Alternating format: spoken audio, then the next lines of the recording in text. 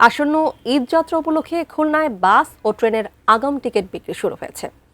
খুলনার সোনাডাঙ্গা কেন্দ্রীয় বাস টার্মিনালে আছেন আমাদের বিভাগীয় প্রতিনিধি মোহাম্মদ অসীম। বিস্তারিত জানতে সরাসরি যুক্ত হচ্ছি তার সাথে। অসীম, আজ থেকেই তো বাস ও ট্রেনে যে অগ্রিম টিকিট সেটি বিক্রি শুরু হয়েছে, কি বলছেন খুলনার মানুষ, তারা নির্বিঘ্নে টিকিট কিনতে পারছেন কি?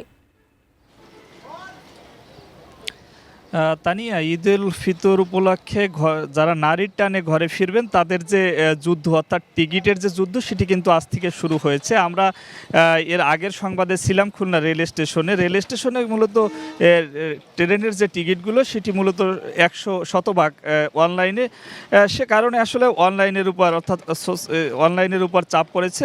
সে কারণে ট্রেন স্টেশনে ভিড় নেই। এবং এখন খুলনা যেখানে রয়েছি, খুলনা সোনাডাঙ্গা কেন্দ্রীয় বাস টার্মিনালে, এখানে এখনো পর্যন্ত আসলে আজ যেহেতু প্রথম, অর্থাৎ 13ই মার্চের টিকিট দেওয়া হচ্ছে, অগ্রিম টিকিট, সে কারণে আসলে বাস টার্মিনালে তেমন একটা ভিড় আমরা দেখিনি। এবং যারা অগ্রিম টিকিট নিতে, যাত্রীদের সংখ্যায় একেবারেই খুবই কম। আমরা কথা বলেছি যারা এখানে কাউন্টারগুলো রয়েছে, কাউন্টারের যারা রয়েছেন তারা বলছেন আসলে এখনও ওইভাবে ভিড় জমেনি এবং অগ্রিম টিকিট নিতে আসলে কেউ আসেনি। তবে তারা তৎপর রয়েছে। একই সাথে বিআরটি এর পক্ষ থেকে কিন্তু গতকালই একটি নির্দেশনা দেওয়া হয়েছে। সেই নির্দেশনা অনুযায়ী এখানে যে কাউন্টারগুলো রয়েছেন, আপনাকে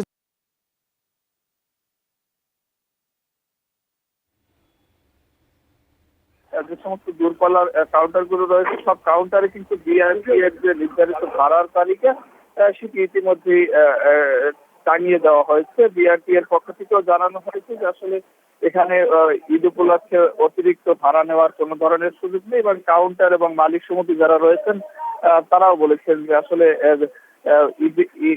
ঈদ উপলক্ষে যে অগ্রিম টিকিট বিক্রি হচ্ছে, এখানে বাড়তি কোনো ধরনের টাকা নেওয়ার সুযোগ নেই। বিআরটি এর থেকে যে নির্ধারিত ভাড়া রয়েছে, আগের যে ভাড়া, সেই ভাড়াই টিকিট বিক্রয় হবে। আসলে এখনো পর্যন্ত সেইভাবে খুলনার বাস কাউন্টার গুলোতে ঈদের অগ্রিম টিকিট সেটি ভিড় আমরা তেমন দেখিনি। আপাতত আমার কাছে এই ছিল তানিয়া, খুলনার সোনাডাঙ্গা কেন্দ্রীয় যে বাস টার্মিনাল রয়েছে সেখান থেকে ঈদ যাত্রার যে অগ্রিম টিকিট বিক্রি হচ্ছে তার সর্বশেষ খবর।